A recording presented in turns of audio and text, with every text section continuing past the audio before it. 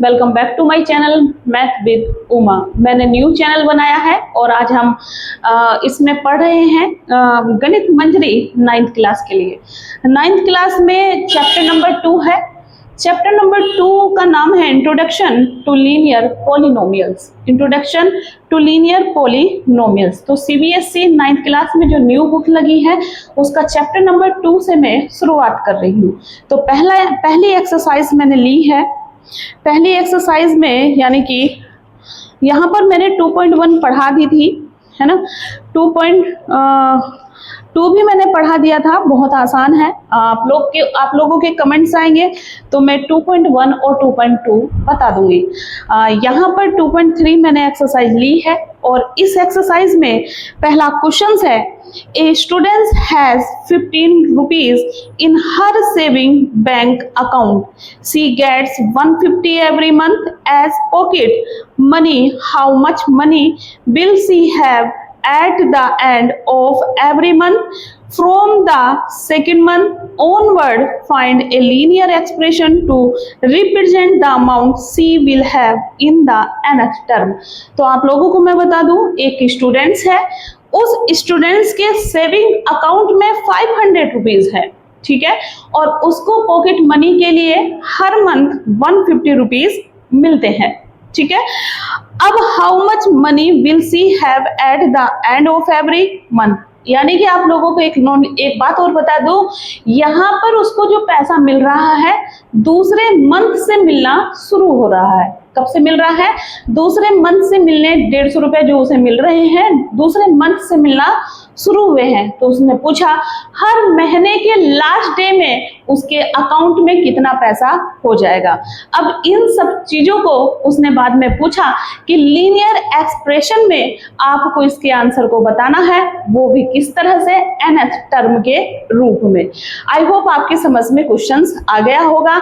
मैंने क्या कहा है कि एक स्टूडेंट्स है, उसके सेविंग अकाउंट में 500 रुपीज है और पॉकेट मनी के लिए हर महीने उसे 150 रुपए मिल रहे हैं। लेकिन आपको एक बात और बता दो, उसको जो पैसे मिल रहे हैं पहले मंथ से मिलना शुरू नहीं हुए, दूसरे मंथ से मिलना शुरू हुए हैं। तो पूछा गया है कि महीने के लास्ट में उसके अकाउंट में कितना पैसा हो जाएगा, यानी कि सेविंग पैसा कितना होगा, और इस आंसर को अलजेब्रिक एक्सप्रेशन में बताना है और nth टर्म के रूप में बताना है। आई होप आपके समझ में क्वेश्चंस तो आ गया होगा। अब हमें जो इसमें लिखना है, initial amount in a book, यहाँ लिखेंगे initial amount in A bank. तो बैंक में उसका जो इनिशियल अमाउंट कितना है, ₹500, है ना। 500 रुपए उसके बैंक अकाउंट में है, ठीक। मनी रिसीव्ड एवरी मंथ, हर मंथ में उसको कितने पैसे मिल रहे हैं, तो उसको मिल रहे हैं 150 रुपीज, है ना। कितने रुपीस मिल रहे हैं? 150 रुपीज मिल रहे हैं। अब महीने के एंड में उसके पास कितना पैसा हो जाएगा, तो यहां लिखेंगे महीने के लास्ट में, at the end of first month, and the at of first month. तो फर्स्ट मंथ में तो उसके पास रुपीस कितने रहेंगे, आप लोग खुद बताइए, 500 ही रहेंगे, क्योंकि पैसे जो उसको मिल रहे हैं मंथ के दूसरे मंथ में उसको पैसे मिलना, द एंड ऑफ फर्स्ट, है ना, ऑफ फर्स्ट मंथ 500 रुपीज, ठीक है। आई बात समझ में। अब आपने फर्स्ट मंथ के लिए लिखा, उसको जो पैसा मिल रहा है दूसरे मंथ से मिल रहा है, तो यहां लिखेंगे देयरफॉर करके, eight the end of second month. तो सेकेंड मंथ में जो उसे पैसा मिल रहा है 500 में 150 ऐड कर देंगे तो ये पैसा हो जाएगा उसके पास 650 रुपीज हो जाएगा। यानी कि दूसरे मंथ में उसके पास कितना पैसा हो जाएगा बताइए, कितना पैसा हो जाएगा 650 रुपीज। ठीक, अब यहाँ फिर लिखेंगे एट द, इसी तरह से तीसरे मंथ के लिए एंड ऑफ थर्ड मंथ। तो थर्ड मंथ में कितना होगा भाई 500 रुपीज तो थी ही उसके अकाउंट में, और तीसरे मंथ के लिए यह मल्टीप्लाई कर देंगे 2 से, है ना। कितने से हो जाएगी मल्टीप्लाई 2 से हो जाएगी, किसके लिए पूछा है तीसरे मंथ के लिए, क्योंकि पहले तो 500 थे, दूसरे मंथ में मिलना शुरू हुए, जब आगे करेंगे तो 2 से मल्टीप्लाई करेंगे। ये चीज आपको ध्यान रखनी है। 500 और ये हो जाएगा 300, ये हो जाएगा 800, यानी कि 300 तीसरे मंथ में उसके पास 800 रुपीज हो जाएंगे। कितने रुपीज हो जाएंगे 800 रुपीज हो जाएंगे। ये बात आपको ध्यान रखनी है। अब चलिए इसी प्रकार हम निकालते हैं फोर्थ मंथ के लिए। Eight the end of fourth month, तो फोर्थ मंथ में 3 से मल्टीप्लाई करेंगे 150 को, प्लस 150 की मल्टीप्लाई करेंगे 3 से, तो ये आ जाएगा 450, यानी कि 950 रुपीज हो जाएंगे फोर्थ मंथ में। 900 है ना, कितने हो जाएंगे फोर्थ मंथ में। अब इसी तरह से आप फिफ्थ मंथ का निकाल सकते हैं, 6 मंथ का निकाल सकते हैं, 7th मंथ का निकाल सकते हैं, 8th मंथ का निकाल सकते हैं। अब इसने पूछा कि इसका आंसर nth टर्म तक निकालना है, nth मंथ तक निकालना है, तो यहां लिखेंगे eight the end of nth month. तो आप लोग देखिएगा ये 500 है प्लस 150 से हर महीने मिल रहे हैं। अब आप यहां देखो, ये पहले 500 थे, फिर 150 मिले, दूसरे मंथ में उसे कितना मिल रहा है, सॉरी रिसीव्ड कर रहा है हर मंथ 150। तो दूसरे मंथ में यहां देखिए eight the end of first month में 500 रुपए हो गए, है ना। अब दूसरे मंथ, जब तीसरे मंथ के लिए निकालेंगे, सेकेंड मंथ के लिए सॉरी, यहाँ तो 150 रुपीज मिलना शुरू हुए, तो इसकी मल्टीप्लाई होगी 1 से, इसकी मल्टीप्लाई हो गई 2 से, इसकी मल्टीप्लाई हो गई 3 से, है ना। बात आ रही है ना समझ में। तो इस तरह से यहाँ है 0, शुरू में क्या रहा होगा 0, तो एक नंबर कम आ रहा है स्टार्टिंग से, क्योंकि फर्स्ट मंथ से हमें पैसा नहीं मिल रहा, सेकेंड मंथ से पैसा मिल रहा है। तो nth मंथ के लिए जब हम निकालेंगे, यहाँ करेंगे n-1, क्या हो जाएगा, तो इसे लिख भी देंगे लीनियर एक्सप्रेशन। तो लीनियर एक्सप्रेशन में आंसर क्या आ जाएगा 500 प्लस 150 n-1, ये आया आपका आंसर, क्योंकि इसने nth मंथ के लिए आंसर हमसे मांगा था। आई होप आपके समझ में आया होगा, और उधर भी साइड में सही चीजें आप लोगों को दिखाई दे रही होंगी, तो नोट डाउन कर सकते हैं। अच्छा क्वेश्चंस है ना, इसमें कुछ भी नहीं था। इसने पूछा था कि एक स्टूडेंट्स है, उस स्टूडेंट्स के अकाउंट में 500 रुपीज है, अगर उसे पहले मंथ से ही 150 रुपीज मिलते तो मैं n लिखती, ध्यान रखना। तो पहले मंथ से हमें रुपीज मिलना शुरू नहीं हुए, इसीलिए मैंने यहाँ पर n-1 किया, ठीक है। ये ही बात आपके समझ में नहीं आई होगी। तो फर्स्ट मंथ के लिए निकाला, सेकंड मंथ के लिए निकाला अमाउंट, थर्ड मंथ के लिए, इसी तरह से निकालते जाएंगे। फिर लास्ट में हम n मंथ के लिए पूछेंगे, क्योंकि इसका आंसर बताना है लीनियर एक्सप्रेशन में। तो इसका आंसर आएगा 500 में आप प्लस करेंगे 150 ब्रैकेट के अंदर n-1, ठीक है। चलिए नोट डाउन कर लीजिएगा। सेकंड क्वेश्चन देखते हैं।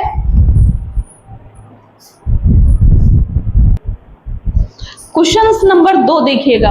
क्वेश्चन नंबर 2 में क्या कहा, a rally start with 120 members, each hours 9 members drop out of the group, how many members will remain after 1, 2, 3 hours, find a linear expression to represent the number of members at the end of the nth hours.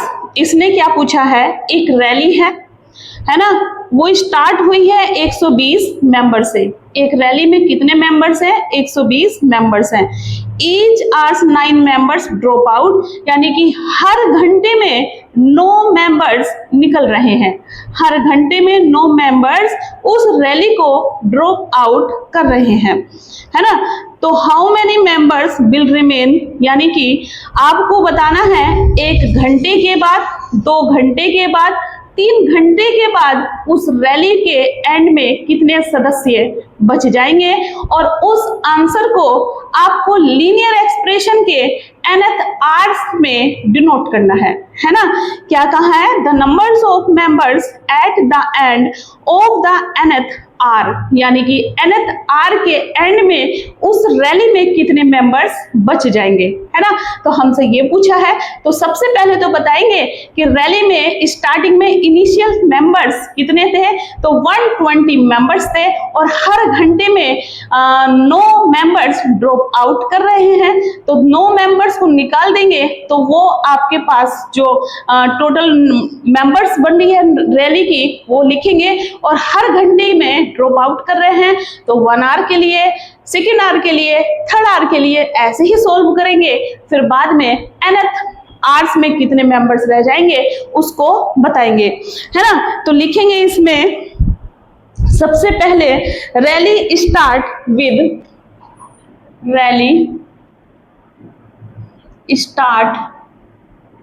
With total members लिखो, total member. Rally जो start हो रही है 120 member से हो रही है। फिर इसने क्या कहा है लास्ट में, तो members drop out every hours, members drop out every hour. हर घंटे में कितने मेंबर्स ड्रॉप आउट कर रहे हैं, रैली में से निकल रहे हैं 9 मेंबर हर घंटे बाद निकल रहे हैं, है ना। तो eight the end of first hour बताएंगे हम लोग, हर घंटे में 9 मेंबर निकल रहे हैं। एट बुक में दिया हुआ है आपके कि एट द एंड, यहाँ लिखेंगे according to the questions, at the end of first are,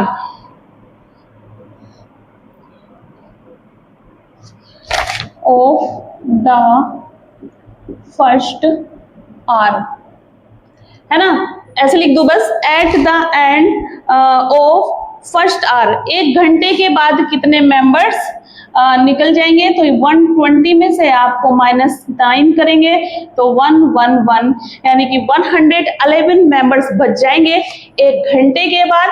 फिर लिखेंगे therefore at the end of the second hour, 2 घंटे के बाद, है ना। कितने घंटे के बाद, 2 घंटे के बाद। तो 120 की 120 में से माइनस करेंगे, 2 से मल्टीप्लाई करेंगे तो 120 माइनस 18, तो यहाँ बच जाएंगे कितने, 102 मेंबर्स आपके बच जाएंगे। कितने मेंबर्स बच जाएंगे, 102 मेंबर्स आपके बच जाएंगे। अब थर्ड मंथ के लिए निकालेंगे, यहाँ लिखेंगे eight the end of the third month, ध्यान से देखिएगा। तो 120 माइनस 19 ड्रॉप आउट कर रहे हैं हर घंटे में, तो तीसरे घंटे में यानी कि 3 घंटे के बाद कितने आदमी बच जाएंगे, तो इसलिए 3 से मल्टीप्लाई करेंगे। 2 घंटे के बाद कितने आदमी बच जाएंगे, इसलिए 9 की मल्टीप्लाई 2 से करी, है ना। 1 घंटे के लिए मल्टीप्लाई 1 से करी, तो यहाँ आएगा 120 माइनस 2 7, कितना आ जाएगा 2 7, तो 93 मेंबर्स बच जाएंगे, है ना। कितने मेंबर्स बचेंगे, 93 मेंबर्स बच जाएंगे।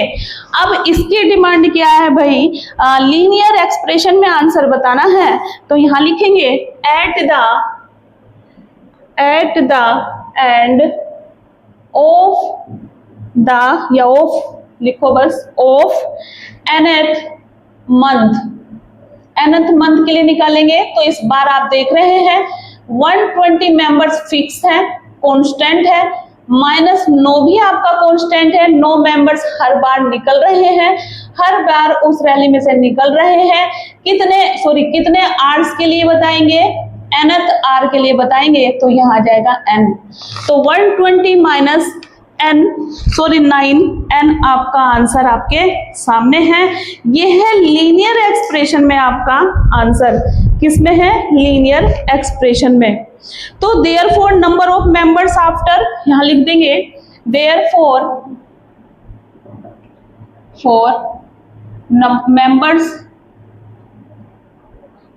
नंबर्स संख्या तो बतानी, नंबर्स ऑफ मेंबर्स आफ्टर, कितना लिख दूं, 120 माइनस आफ्टर nth आर करके लिख दिया मैंने। तो 120 माइनस n 9n आंसर आ जाएगा। ये है लीनियर एक्सप्रेशन या linear algebraic equation. Linear expression में हमसे आंसर पूछा था, तो हमने लीनियर एक्सप्रेशन में आंसर बता दिया है। ठीक है, आई बात समझ में, है ना। तो इसने क्या पूछा था, फिर से आप लोग समझ सकते हैं। इसने हमसे पूछा था कि एक रैली है, रैली स्टार्ट हो रही है 120 मेंबर से, जिसमें से हर घंटे बाद 9 मेंबर्स निकल रहे हैं। तो 1 घंटे का इसने पूछा कि 1 घंटे में कितने मेंबर बच जाएंगे उस रैली के अंदर, फिर 2 घंटे में उस रैली में कितने मेंबर्स बच जाएंगे, फिर 3 घंटे के बाद उस रैली में कितने मेंबर्स बचेंगे, फिर बाद में इसने पूछा कि nth आवर्स बाद यानी कि n घंटे के बाद उस रैली में कितने मेंबर्स बच जाएंगे। इस आंसर को लीनियर एक्सप्रेशन में बताना है। ठीक है, तो आई होप आपकी समझ में आया होगा। आप वीडियो को पॉज करके देख सकते हैं, बहुत ही आसान था क्वेश्चंस, बस इसकी थ्योरी समझना जरूरी था। क्वेश्चंस को ध्यान से जरूर समझा करो। ठीक है, चलिए नेक्स्ट क्वेश्चन देखते हैं।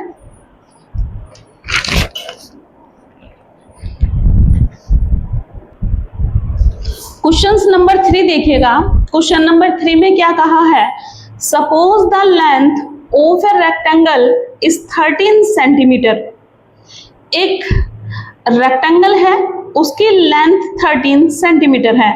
फाइंड द एरिया, क्या फाइंड करना है, एरिया फाइंड करना है। If the breadth is 12 centimetre है, यानी कि ब्रेथ इसने दी हुई है, 3 पार्ट हैं। इस क्वेश्चन को आपको 3 पार्ट में सोल्व करना है, जिसकी ब्रेथ दी हुई है 12 सेंटीमीटर, और फिर सेकंड पार्ट में 10 सेंटीमीटर, थर्ड पार्ट में 8 सेंटीमीटर। तो find the linear pattern representing the area of the rectangle, है ना।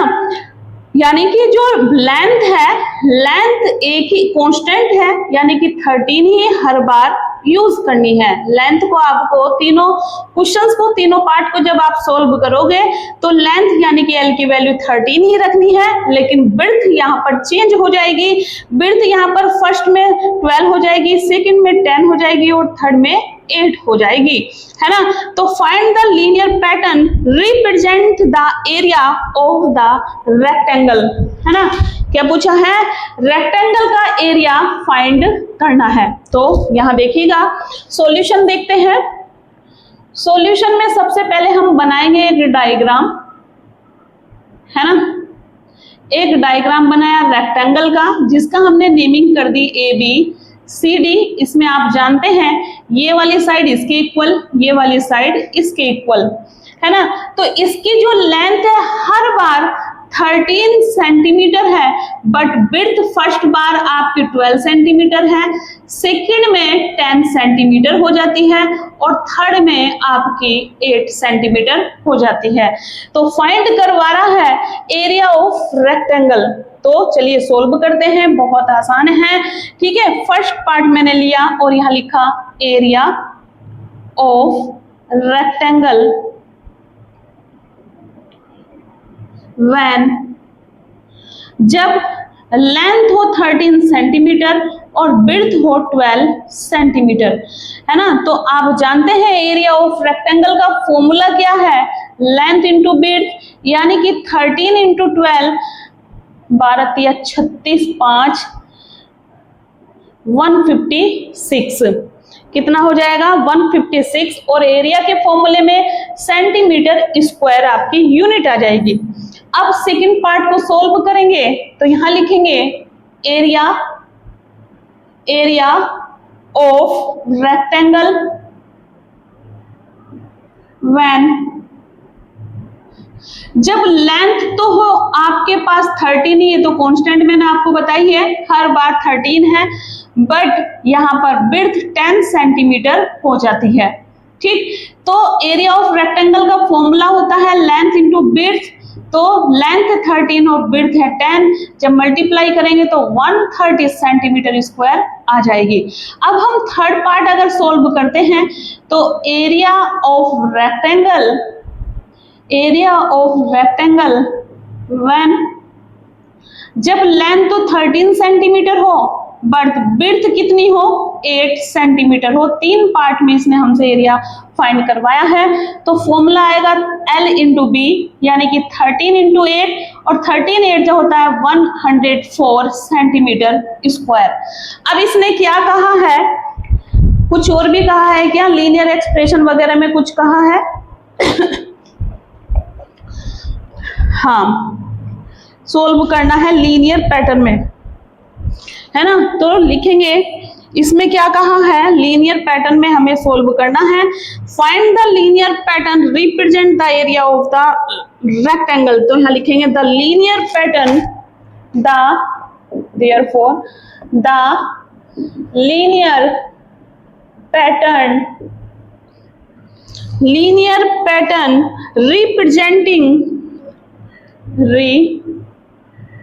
representing